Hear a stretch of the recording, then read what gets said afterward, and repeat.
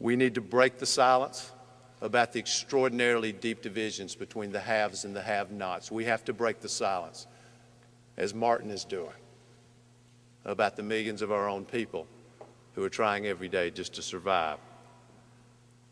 We need to break the silence about 46, 47 million of our own people who are worried sick that if they wake up in the middle of the night with a sick 4-year-old, they're going to have to go to the local emergency room and beg for health care. We need to break the silence about our country's addiction to fossil fuels and about the damaging effect that these greenhouse gases are having on God's gift to us, this green earth.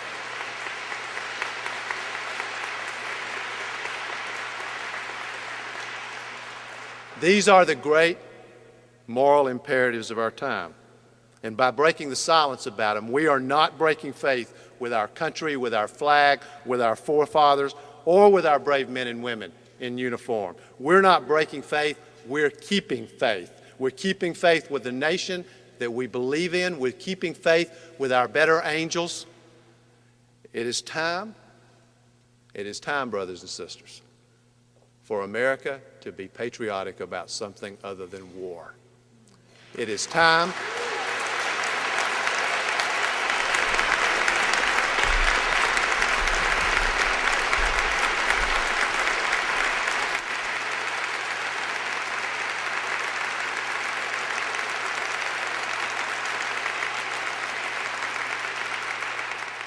In fact, patriotism is about refusing to support something that you know is wrong and having the courage to speak out with strength and passion and backbone for something you know is right.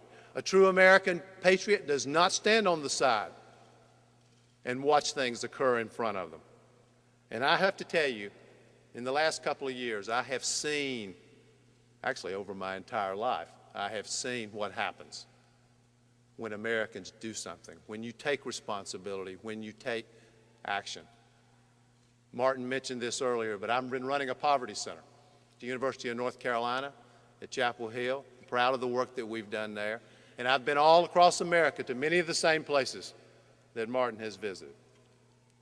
And it does break my heart to see this extraordinary division that still exists, the two Americas that I and others have talked about in the past. But I have to tell you, it is inspiring to see what Americans do when they take action. I have seen when ordinary Americans got tired of waiting for the Congress to finally raise the minimum wage in America, they organized, we raised money, we got ballot petitions signed, and in 6 states in this past election, we finally raised the minimum wage. Not only that,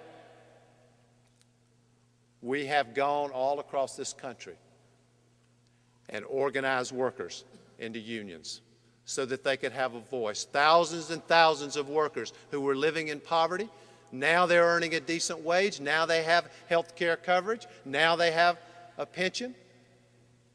They have a chance at a decent life again. And by the way, Martin reminded me just a few minutes ago that on the day that Dr. King was shot and killed in Memphis, he was standing with sanitation workers so that they could have a decent wage, so that they could have a decent life. I've seen it with an effort to make college available to kids who committed that if they went to college and we paid their tuition and books, they would work while they were there. And here in New York, you saw it. When a 50-year-old construction worker, Wesley Autry, refused to wait for someone else to rescue a young man who had fallen onto the subway tracks, knowing, I'm sure, at that moment that in all likelihood he would lose his life. And I have to say to all of you, I ask myself, and I bet some of you did, would I have done it? Would I have done it? In the end, it comes down to what Dr. King called life's most persistent and urgent question. What are you doing for others? What are we doing for others?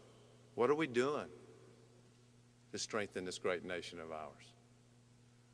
What are we doing to give every American, a chance at the blessings of this country. What are we doing so that Americans and America can once again exist in a fair and just world? In the end, we know, all of us, that these are the only questions worth asking. Answering them is the only work worth doing.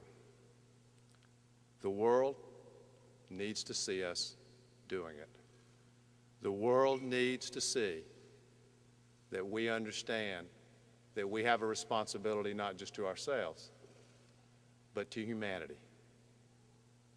The world needs to see our better angels. God bless the memory of the Reverend Dr. Martin Luther King, Jr.